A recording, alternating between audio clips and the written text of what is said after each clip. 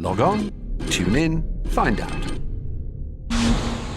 Another good idea from Cambridge. Oldenburg, give us the keynote speech.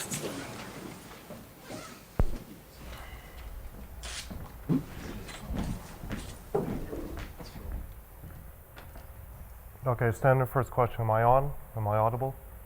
Yep, excellent. Okay.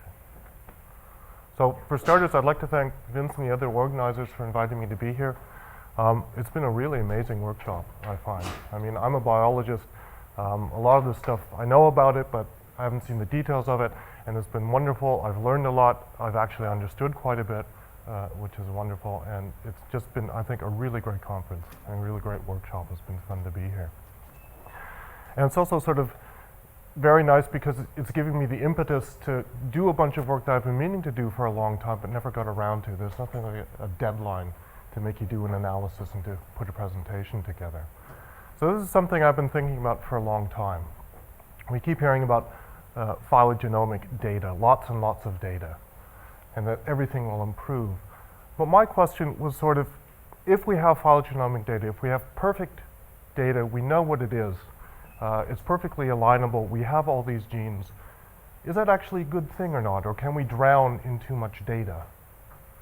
And this is a very different situation from when I started out about 15, 20 years ago in phylogenetics, because there we definitely had a problem that there was too little data, and that was causing problems.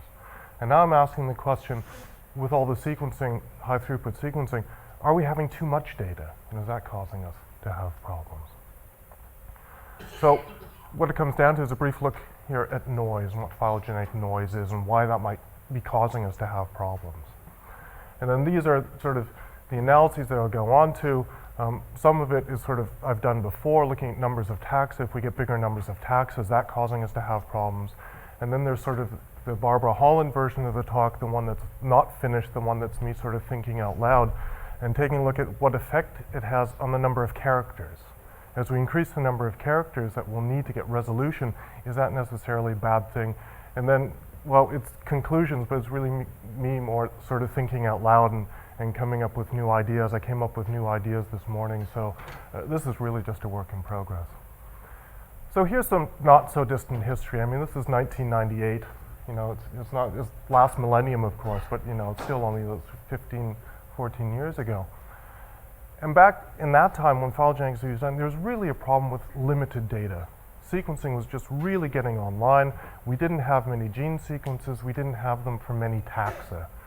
You know, so the phylogenies were small. 10 molecular sequences was a lot in a study.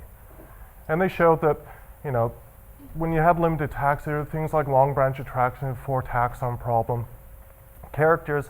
At best, we were working with single gene phylogenies. Often we were just working with fragments of genes, 300 base pairs, which today would be ludicrously small. And so you come out with papers like this, and there's actually a whole issue of systematic biology related to the issue of sampling in phylogenetics. And the question, is it better to add taxa or characters to a difficult phylogenetic problem? Nowadays, we really don't have that problem. We still have gaps in our matrices, but there's lots of taxa and lots of characters. And this sort of thing is now completely passé. And this is some things we've seen earlier on the Monday, the 4 taxon problem. This is a very famous problem in phylogenetics. And David Hillis and other people showed that even just trees with 4 taxa can be incredibly difficult to reconstruct. You require thousands of nucleotides, and even if you had infinite amounts of data, you would be guaranteed to get the wrong answer, which is quite stunning. And they came up with this little graph where they showed 4 taxon problems and sort of the lengths of the dependent edges relative to the internal one. In this green area here, you tended to do very well, and all methods were doing very well. As you kept moving up this way or out of that zone, you know, even here where all the branch lengths are equal, but they're long, you're having problems. Here where you move into the Felsenstein zone, you're getting serious problems. And there came out studies like this. This is from Swafford, the typical 4 taxon tree, 2 different methods. Parsimony here, maximum likelihood with the Jukes-Cantor model there. This is what you should be getting just by chance. Both of the methods with no sequence data, 20 sequence, sort of less than chance. Parsimony goes downhill from there, statistically inconsistent. You keep adding more data, you keep getting more and more certainty in the wrong answer. maximum likelihood, which is supposed to be immune to long branch attraction, does get the answer, but you need about 10,000, 20,000 base pairs worth of data. You know, so that looked incredibly pessimistic way back in 1998, 2000, because you're thinking, my God, 4 taxa, we need 10,000 characters. How are we ever going to sequence all of that with our little Sanger sequencer? And also the problem, you had this tree here, which doesn't look like it should be as bad. All the branch lengths were equal. It shouldn't be okay. And yeah, you are getting the right answer. Even parsimony is getting there. But you still need a lot of characters to do that, 10,000 characters. So you can be certain that you're getting the right tree. So things looked a little bit bleak. And then Dave Hillis went along, and he took a big phylogeny that was put out at the time by the Soltices, looking at angiosperm phylogeny on the basis of 18S rDNA. They were complete sequences, and there was 228 species. And he said, okay, 4 species, impossible. What are the chances with 228 species that we even have a chance of getting close to this? So what he did is he did a little bit of parametric bootstrapping. And just to recap this, what you do is you simulate a set of data according to a set of model parameters on a model tree. And this model tree was the tree that the Soltices came up with. And they could estimate all the rates that they needed for that and the substitution rates and the base pair frequencies. So he simulated a whole bunch of data sets, analyzed it, came up with a tree, and then pulled it back and said, how close is this tree that I'm inferring on the simulated data to the real tree, or the tree that the Soltis has gotten? How often am I getting that tree? And he came up with what I still think is an absolutely stunning answer. So there's 228 species, rooted possibilities about 10 to the power 502. That's a lot of trees, a lot of ways to go wrong. And he found out that you were recovering this tree with 95% accuracy, and so 95% of the clades in that tree were accurate with only 5,000 nucleotides. Okay? And the absolutely stunning part about this is he wasn't doing any branch swapping. This was just a greedy starting tree that he could put together, and he was still getting 95% of it correct. It was a stunning answer, and it just shows in a way that as the problems get bigger, they might actually get easier, because you're losing all this long branch attraction, or it's being averaged out somehow, and actually bigger might be better. So when we go into phylogenomics, it's the case that data are increasingly not becoming limiting anymore. You know, we've got lots and lots of taxa spread across the tree of life, and we've got huge numbers of characters. I mean, I did a phylogeny of mice based on SNPs, and I had 600,000 characters. I mean, data is not becoming a problem. I mean, this is a graph that Mike Sanderson put out. It's called a data availability matrix for green plants. Here are the species in GenBank. Here are the genes. Where there's a black dot, there's data. Where there's a white space, there's no data. And it looks pretty sparse, but it's getting filled in all the time. I mean, it actually is really incredibly sparse because the graph actually extends down to about here. You know, and that's the best part of the graph. But we're filling that in, and you can still see there is a lot of genes being sequenced here for a few species, but we're getting quite a bit. So we're getting lots of data, but my thinking was that too much data could also be a problem. Okay? A lot of attention has been paid to why too many taxa could be problematic. Less attention has been paid to why too many characters could be problematic. So here are just sort of some naive expectations of how this should look. We have on the y-axis some form of accuracy, and on the x-axis here either an increasing number of taxa or an increasing number of characters in our study. And in terms of taxa, you might expect that the curve goes something like that. It might be flatter, it might be steeper, who knows. Down here, with very small taxon sizes, we're running into the problems of long branch attraction and sort of other pathological problems.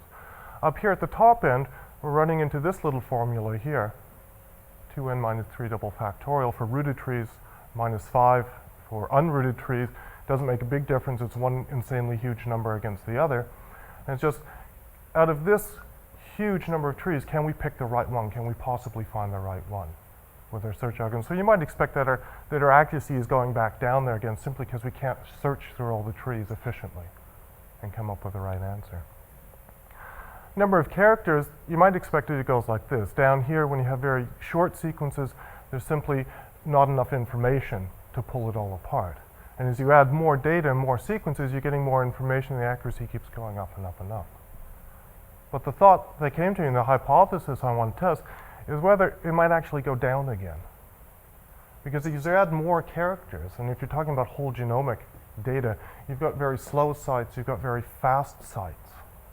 And could it be that these fast sites are causing things to go awry, simply because they will contribute not only signal, but also a lot of noise to the matrix and to the analysis. So when you're talking whole genomic data, and if there's lots of very fast sites and there are a lot of right heterogeneity across the whole genome, it could be the more data you add, the more noise you're adding to the problem. And your solution, and your accuracy in your solution is going to go down again. So what is phylogenetic noise? I mean, we all use the term, but nobody's quite sure what it is. It's never been formally defined. I mean, people can agree that noise is pretty much anything that is not phylogenetic signal. Now, what phylogenetic signal is another question, but it's stuff that we don't want in the analysis. And it's becoming increasingly and commonly viewed as very fast evolving, highly saturated sites, where we're getting multiple mutations across the tree, and there doesn't appear to be any signal in that. How can we deal with noise that we find in our data sets? These are the two extremes of the distribution. The default way to do it is simply ignore it, run our analyses anyway, and that's unfortunately what happens quite a bit. The other extreme is to try and remove it, identify it and remove it. And James and Lars have showed a couple of methods where you can identify and remove the noise. Some of them work, some of them don't. But there is a middle way. Instead of getting rid of it or ignoring it, you can try to deal with it and include it in your analyses and work with it. And some methods where you can deal with this, you can partition your analyses, your likelihood of Bayesian analyses, according to the different genes or partitions or codons. You can partition out the fast sites and the slow sites. You can throw in a gamma distribution for rate heterogeneity, or you can try and recode the data. Things like RY coding for third codon positions, to code them into pyrimidines or purines. You can recode it as amino acids, and there's something called redundancy coding. In some sort of sense, this is almost emulating removing it, because you're trying to get rid of the fast sites and you're trying to recode them into slow sites, but it's still working with it. And the question is, why do you want to actually work with this noise? Why not just simply go with this solution? If you know that noise is bad, fast evolving sites contribute noise, why not just get rid of them? And the answer is that noise is really a subjective sort of thing, you know.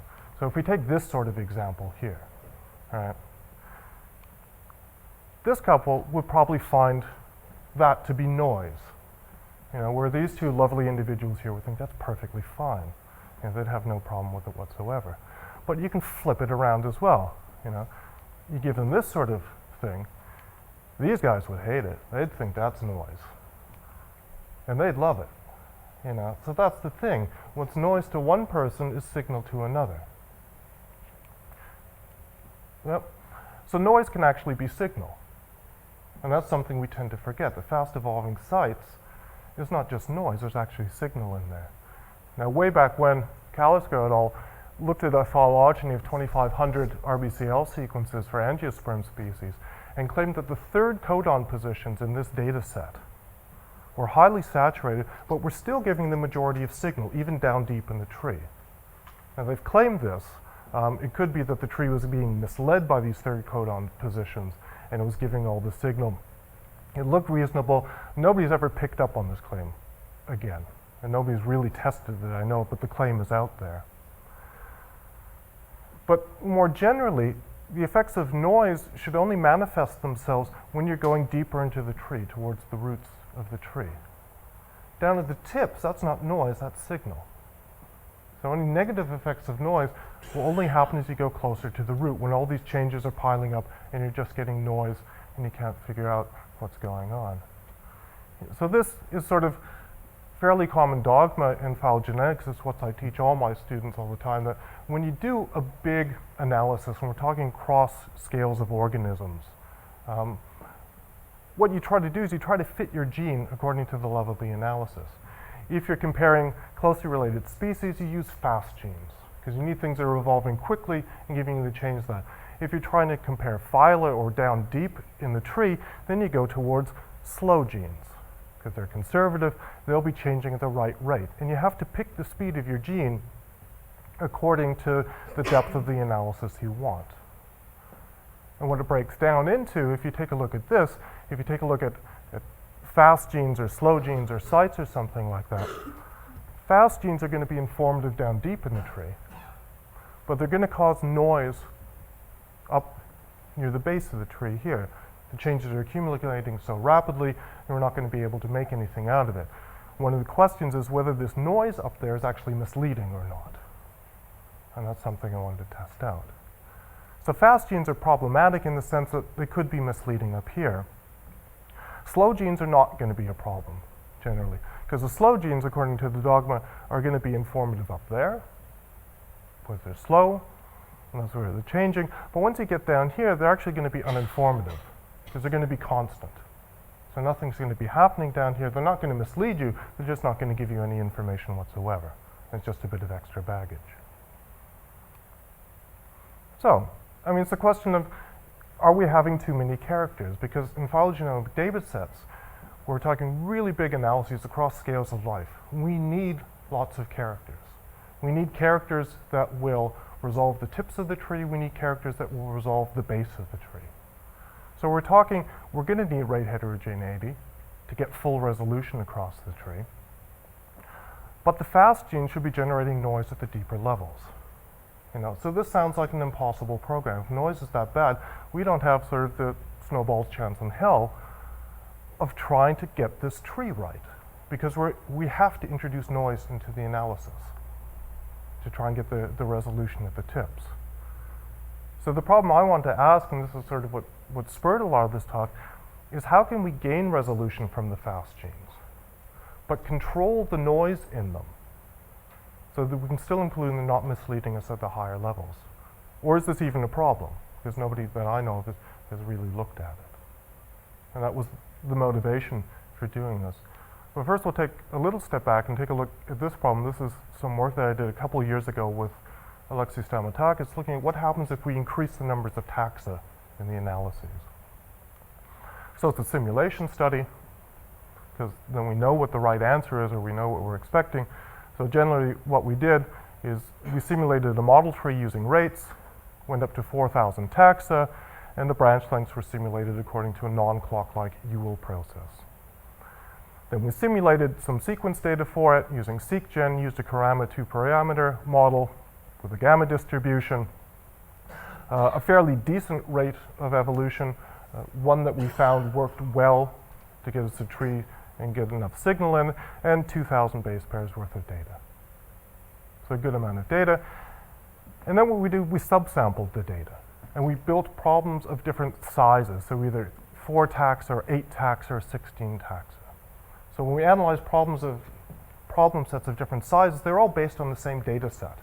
And just randomly took 4 sequences out of it, 8 sequences out of it, 16, all the way up to 2048. And then we analyzed the trees using different methods. So neighbor joining, weighted parsimony, maximum likelihood, and this one here, which is a divide and conquer method, which takes this big data set, and we only used it by the really big problem sizes, busts it up into smaller ones, analyzes those, sticks them back together, and comes up with a solution. And we wanted to see how accuracy scaled along the tree. So here's the size of the subsample tree here, getting in bigger and bigger to almost the full problem size. And here's the average similarity to the model tree. And this is just 1 minus the Robinson-Fools index. So the closer you get to 1, the closer you are to accuracy. And we also did 2 methods of subsampling the taxa. One that I called random. So if I needed 4 taxa, I simply chose 4 taxa at random and used that as my problem. And the other one that I called clade sampling. If I had a problem size of 4, I went out and I picked a clade of 4 taxa from the model tree and used those sequences. So the random ones could often span the root. They could be widely separated. They could be closely related. The clade ones, they had to form a clade, a monophyletic group. And if you take a look, I mean, the problem sizes are getting very big, from very small, from 4 taxa up to 4,000, 2,000 taxa. That accuracy is pretty much flat going all the way along. We're not seeing that drop off. And it's regardless if you're using parsimony or likelihood. Neighbor join is doing a little bit worse, but it's still reasonably flat. So we're not seeing that drop off that we might expect. indicating that either this isn't a problem or it isn't a problem yet. And we have to get into problem sizes that are way out here before that drop-off is coming. That's quite nice because 4,000 taxa is sort of within the realms of what people are putting out more and more. So it indicates their methods are doing reasonably well. The interesting thing is the sampling strategy that was applied had a pretty big influence on the results. This is just sort of the ratio of the average similarity when you do the clade sampling versus the random sampling. So what difference is this making if you pick 4 taxa randomly or if you pick a clade? And this is sort of important for phylogenomic studies. If you see some of the big ones, they pick 1 arthropod, 1 mollusk, 1 vertebrate, and try to make a tree out of that. You know? And does that work? Does that strategy work? And this would actually indicate, this graph here, that a lot of these values are positive, at least in the smaller regions. Here, when you're getting down here, the clade sampling and the random sampling tend to converge on one another. And we're sampling more and more of the tree. But where you're really choosing disparate groups versus clades, you can see the accuracy when you pick a clade and you try to analyze and do a phylogenetic analysis of a clade is much better. So it seems to be, if you have a choice, don't pick one of these, one of these, one of these. It might be much better to try and do all of the mollusks. Big problem, but your accuracy might be much more improved compared to a problem size of the same thing where you pick a mollusk, a arthropod, a vertebrate, and so on, and so on. And then taking a look at the analysis times, okay, neighbor joining, clear winner here, that's not too surprising. And you can see that the analysis times are sort of going through the roof as well as the problem sizes get bigger and bigger. And we're talking upwards of 100,000 seconds there, which is a long time to wait. Neighbor joining could crack the biggest problem in 3 minutes. So there's no competition there. But again, what's important is this difference between the random sampling and the clade sampling. Because if you take a look at the proportion of the time the analyses take, now these problems are exactly the same size, there again is a huge difference. So this is the proportion, the ratio of the 2 times compared. This is where they're equal. Neighbor joining didn't make a difference, fast is fast.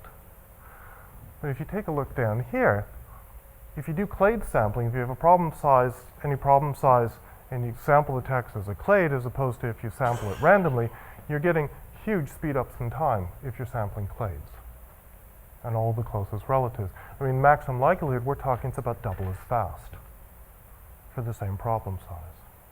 So there seems to be a definite advantage not to spread out what we're sequencing, but to try to sequence big chunks of the tree and complete chunks of the tree. So, that is actually rather positive, and it was quite surprising. And it shows that we do have maybe, we can do these analyses, big analyses, and get them right. So, up to what could be considered moderate problem sizes nowadays, I mean 4,000 taxa, it's going well beyond that, there doesn't seem to be a drop-off in accuracy at all. We're sticking at 90% accuracy, which most biologists would say is very good, and we can live with that, and that's not a problem. What's important, though, is important to have sort of complete sampling. Don't pick one here, one there, one everywhere, but choose a whole clade and do the whole clade. The unanswered question there is, how complete is complete enough?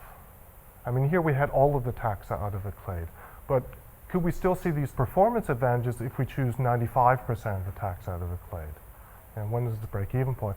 And we also have to consider here that, I mean, it is a simulation study. These were presumably all the organisms that lived in the computer. But when we do phylogenomic studies today, sequence analyses, we have to realize that 99% of the organisms that ever lived, we're not going to be able to sequence their DNA. They're extinct, they're gone. So we're automatically not really sampling clades. We're sampling what's there, not everything that ever was there. And whether this makes a difference or not. So maybe we have to try and simulate extinction in this somehow and see if this makes a difference. But even so, it would seem to be good. Do a clade if it's there, not one of everything, and not compound the problem anymore. And of course, I mean, not too surprising, there is this inherent trade-off between time and accuracy. You want the solution to be better, you have to do more robust, more thorough analyses and invest more time into it. This complete clade sampling can save you some time, so that's a strategy to try and save you some time. Of course, nowadays you can do a lot of parallelization, throw it on a cluster, multiple computers, get it done that much faster.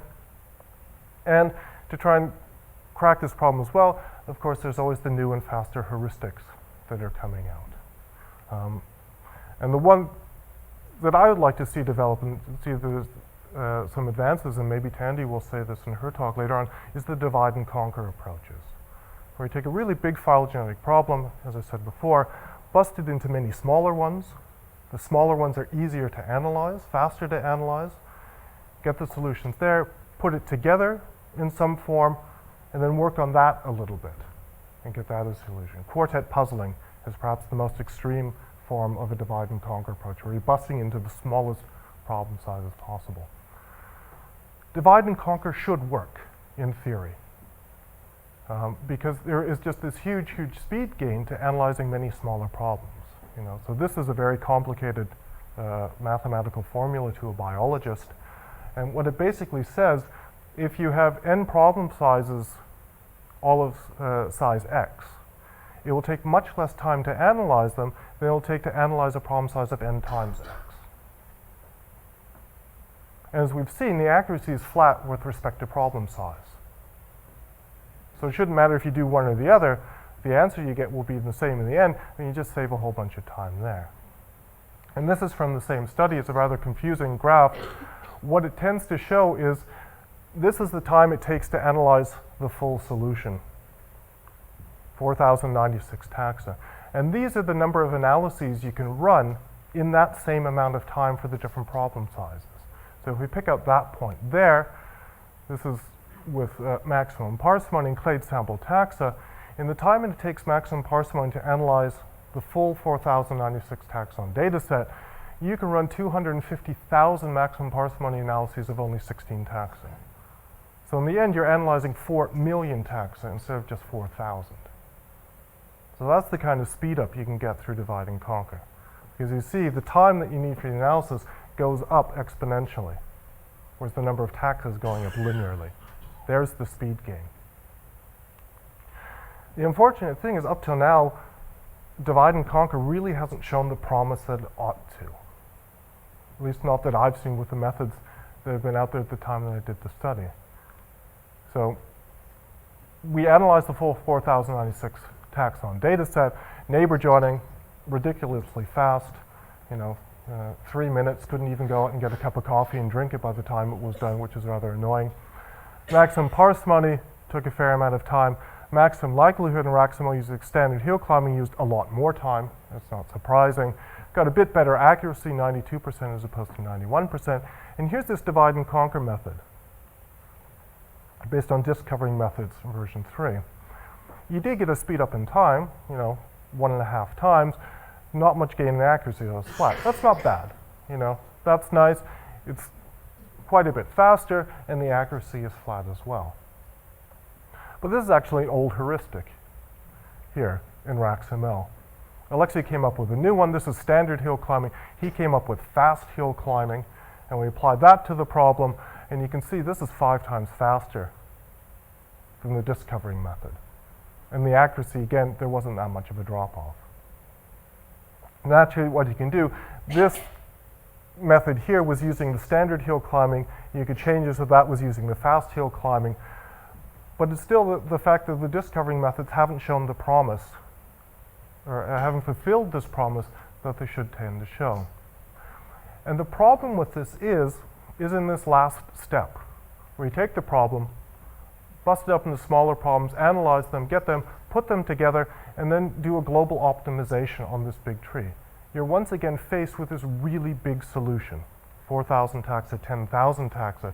So whereas these parts are fast, getting up to here, potentially into the, probably put it together as a super tree or something like that, going from here to here is again slow, because you're dealing with a full problem size.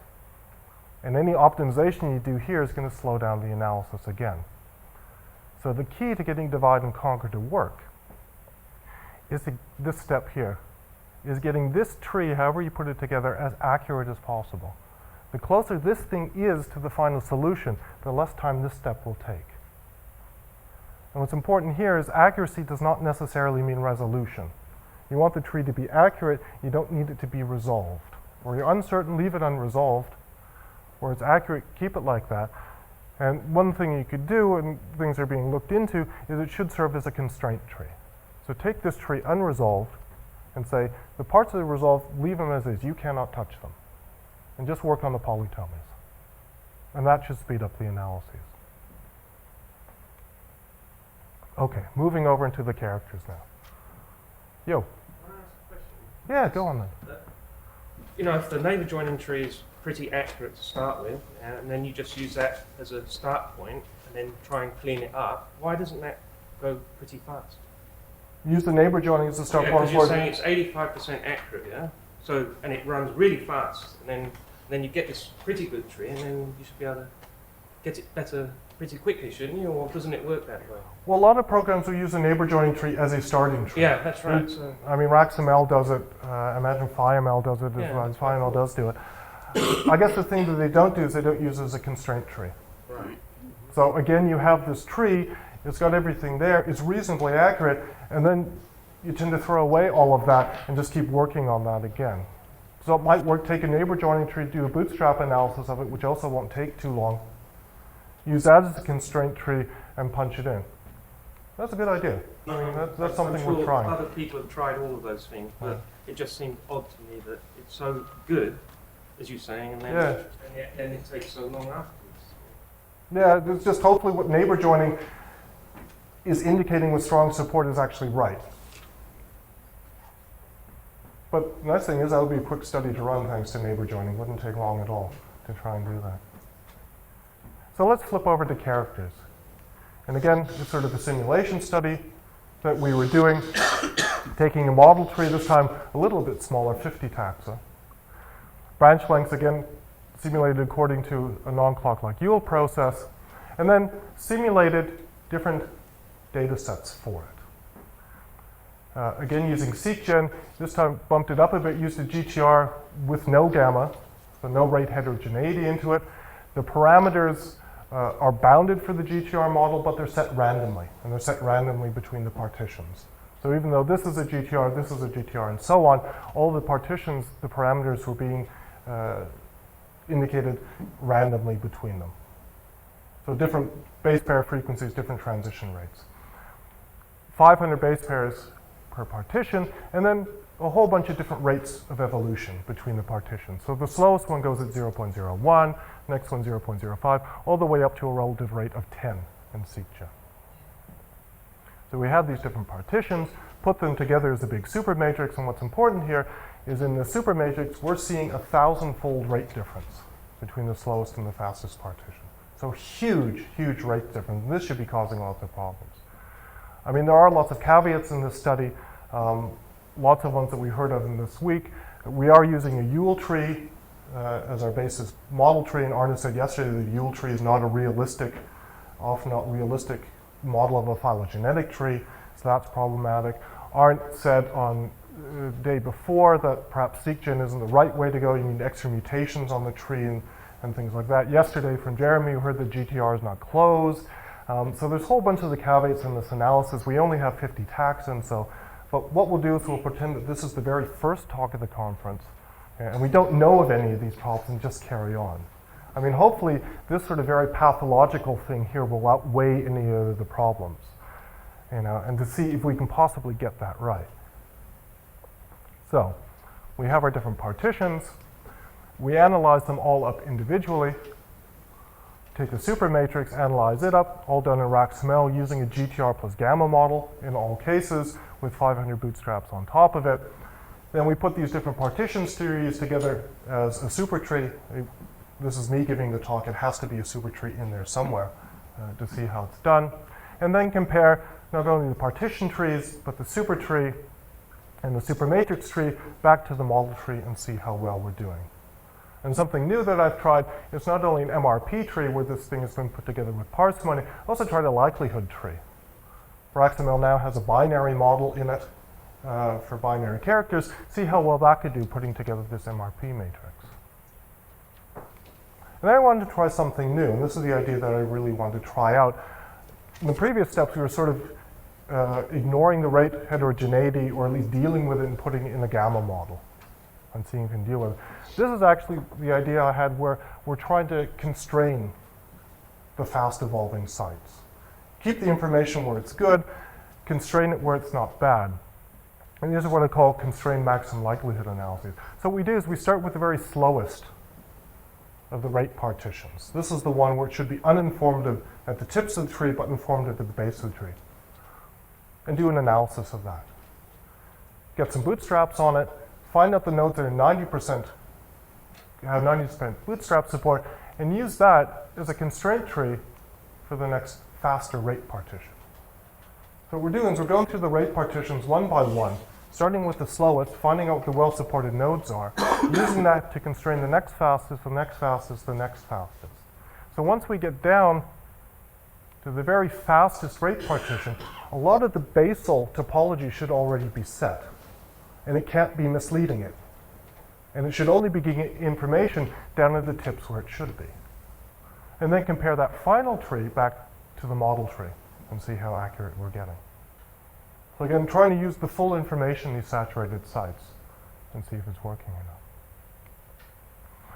And I did some other things just to make it more complicated, and so putting in even more rate heterogeneity. So I altered the model tree. And I tried to simulate long branch attraction, and I simply chose 5 branches on the tree, 5 terminal branches of the tree at random, and increased the lengths of those by 10 times.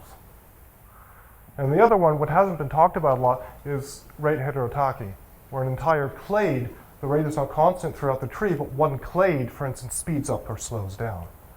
And there I randomly chose a clade with 10 or more taxa, the first clade with 10 or more taxa that I came across, and increased or decreased the rates from those by 5 times, everything in the clade.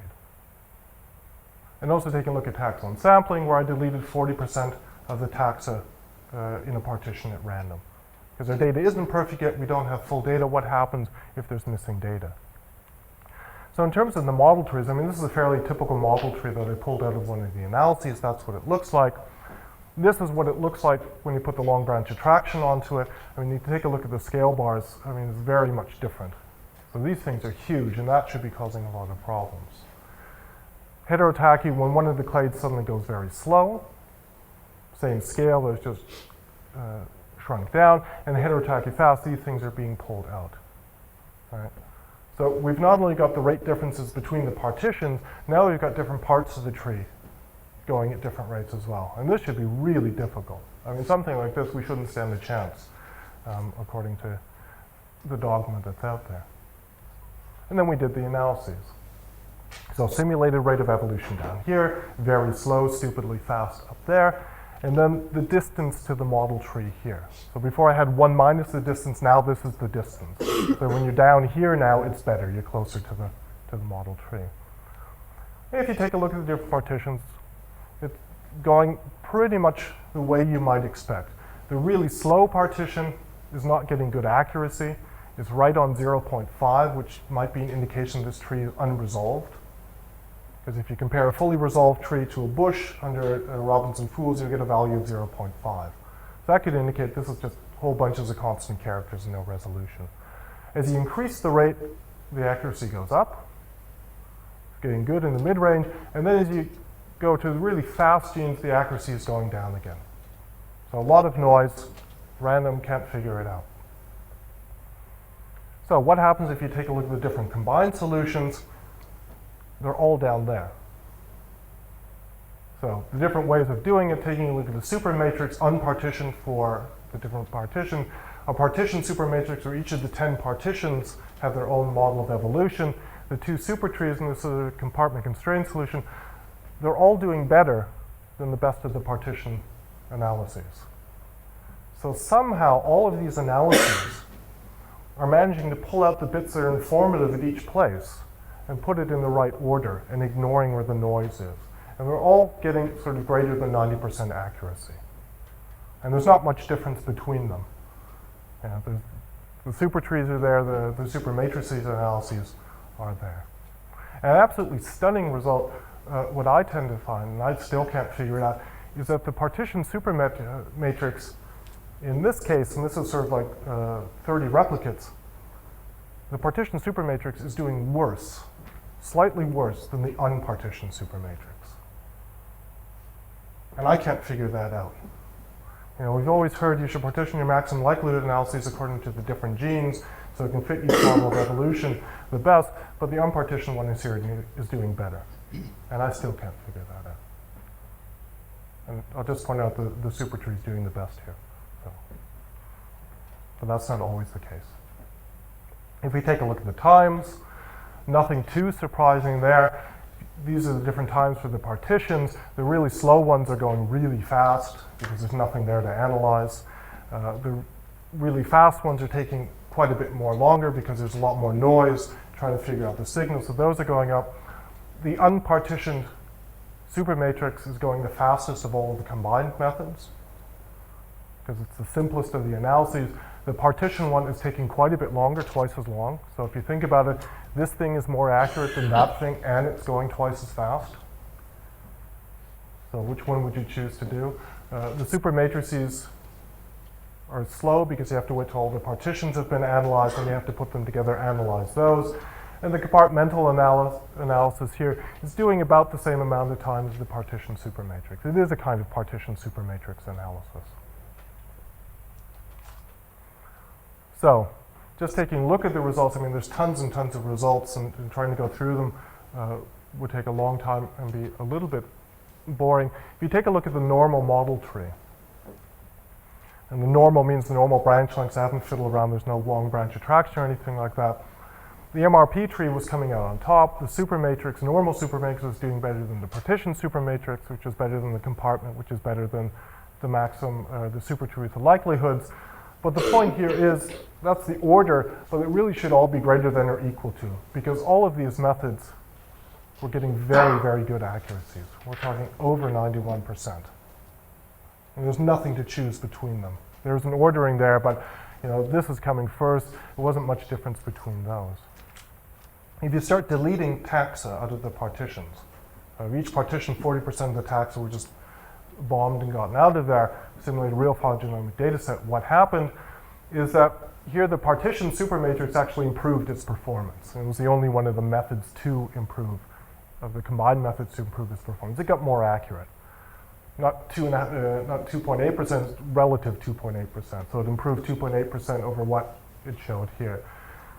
All the other methods went down. The compartmentalized analysis actually was twice as bad. So before it was 0.8, now it's 15% different. Still decent, but not great. You know, you might want to go this way again. What was interesting is if you take a look at the partitions, what happens to the accuracy of the partitions as you remove taxa? The slower partitions actually get improvement in accuracy, and the faster partitions get less accurate. And it's quite nice. It breaks all the time at 0.5 in all the analyses. Also can't figure out why that is. Can't figure out why the slower partitions do better when you take taxa out of the analyses. Constant is constant, right? Now taking a look at all the different pathological examples, when you put in the long branch attraction, there's really huge 5 long branches, always increases the analysis times for any method, not too surprising, gets more difficult, and you always get a decrease in accuracy. And this is especially for the non-supermatrix methods. So the super tree methods and the constrained analyses, the compartmentalized analyses, do badly when there's long branch attraction. Not bad, but comparatively badly. If you have a slow clade in there, no problem whatsoever. All the methods and all the analysis times are static. It doesn't make a difference to accuracy or time.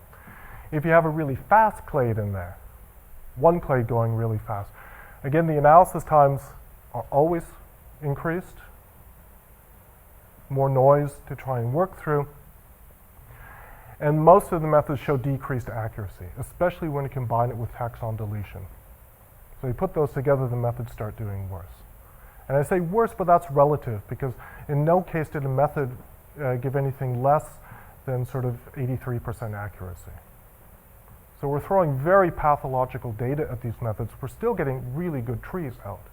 I think most phylogeneticists would be happy with 83% accuracy when you have a case like that. So that's actually quite optimistic. But what I want to do is I want to sort of re-examine this sort of thing that I said at the beginning. I mean, this is sort of the dogma. You need fast genes here, you need slow genes there. And that's what I teach all of my students, and so if we take this as true, and then we take a look at how the different partitions are representing the different parts of the tree, and take a look at bootstrap, for example, we might expect a graph like this, where we have some measure of node depth on our true phylogeny. Here is shallow. Here's at the root of the tree. Here are the tips of the tree.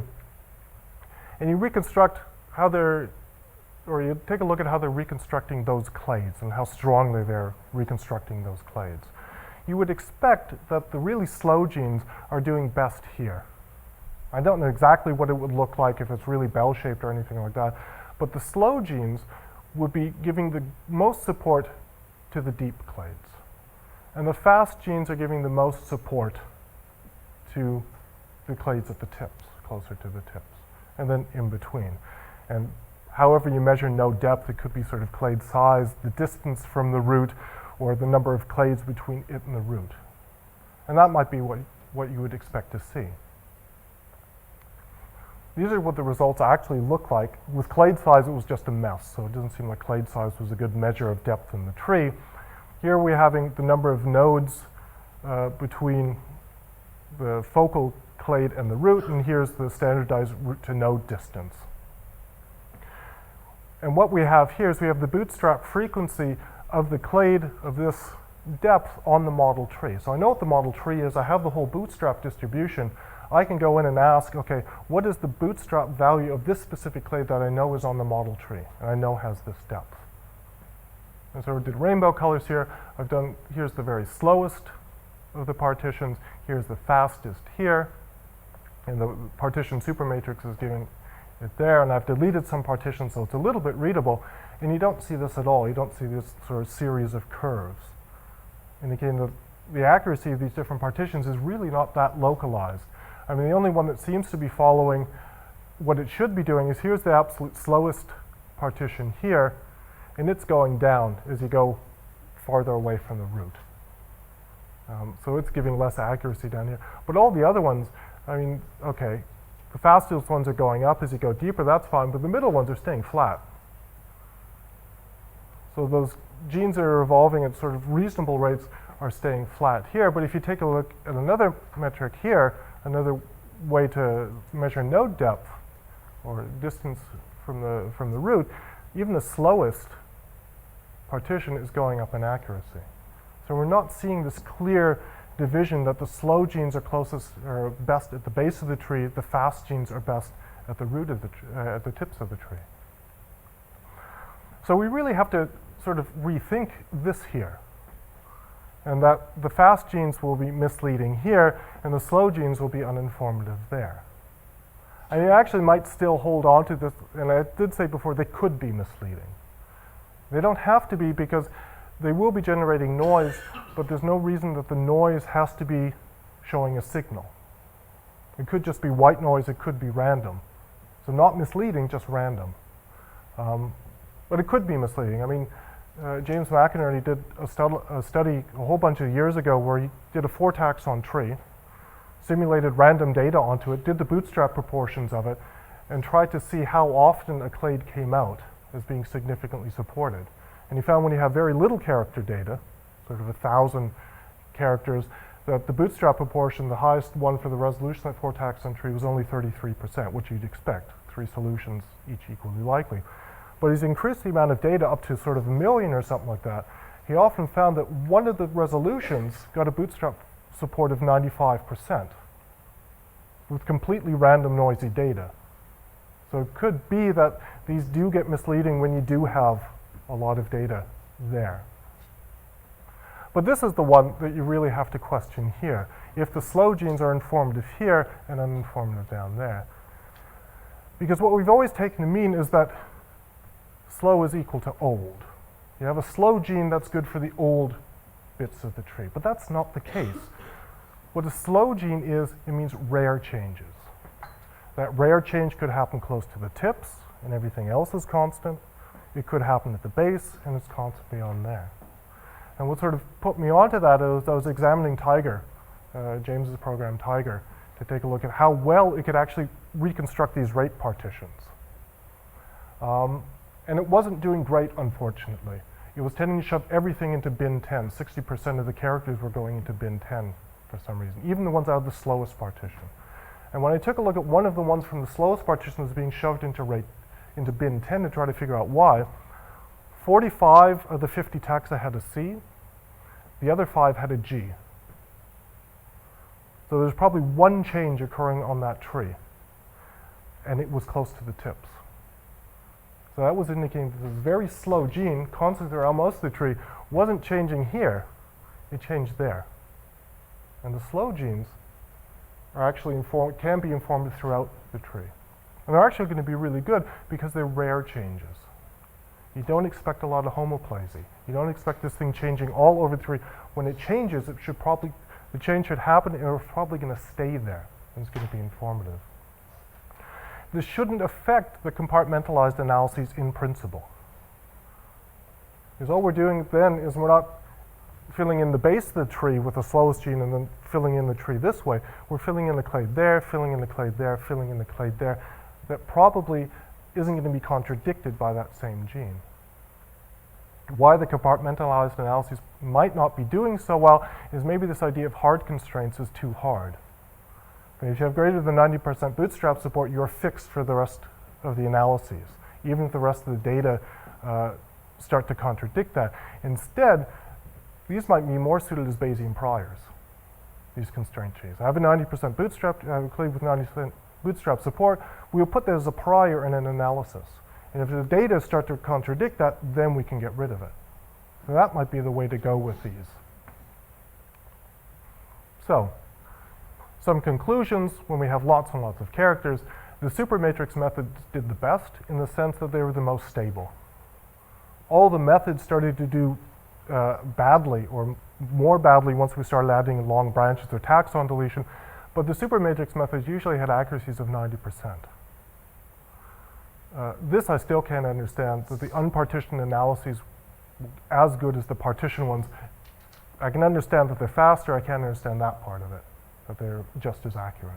Shouldn't be, but that's the way it came out. So at the moment, do unpartitioned analyses, they're just faster. What we are doing is we're just saying we only have 50 taxa, now we're going to punch it up to 500 and see what happens.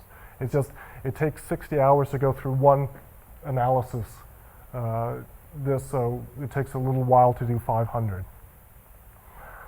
The remaining methods, the super tree methods and the combined constraint analysis, could do better than the supermatrix ones. Some cases they did, some cases they didn't. They were just much more variable in their performance. But still, they're always getting accuracy. It was 83% or better, which is still very good. And MRP always did better than MRL with this likelihood method. So there's the binary model for likelihood.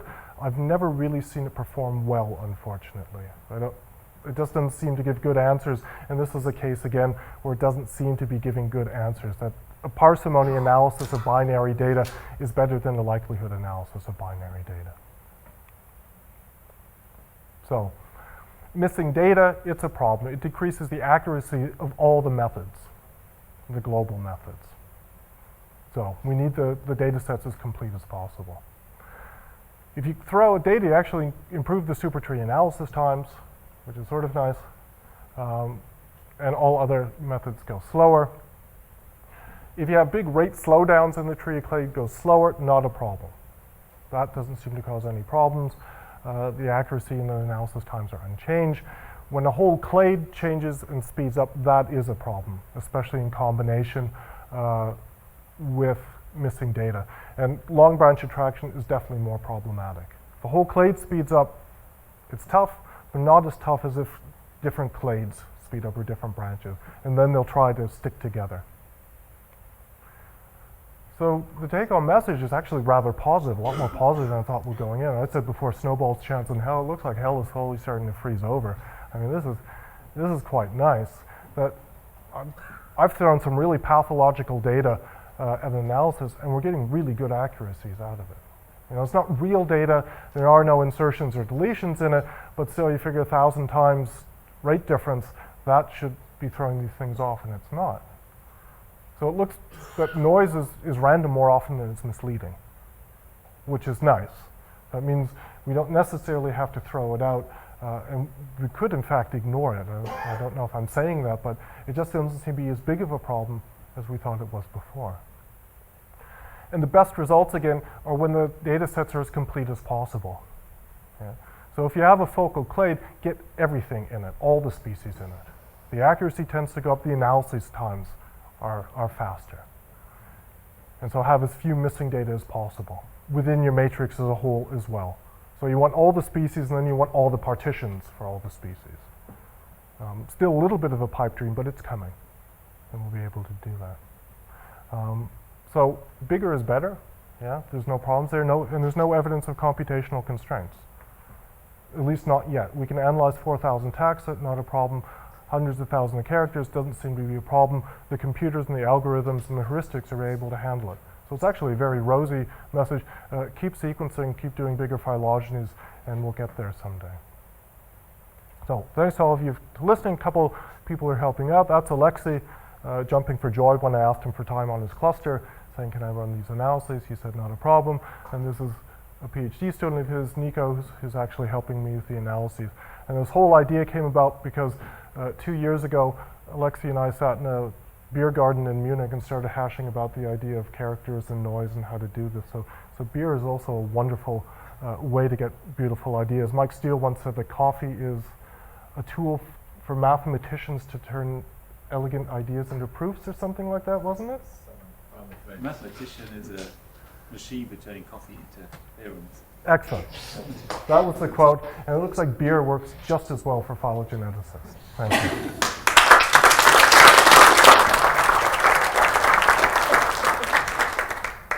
It's time. Yeah, Daniel. I don't think I get your main message. You were saying, okay, if you're a biologist who wants to do a phylogeny on mammals, say, 100 mammals, don't do 100 mammals, do 100 marsupials. Yeah. Because that's faster, but okay, then I've got a tree on 100 marsupials, but it doesn't solve my mammal problem, does it? No, I mean, Well, faster is sort of the side benefit. It's also more accurate.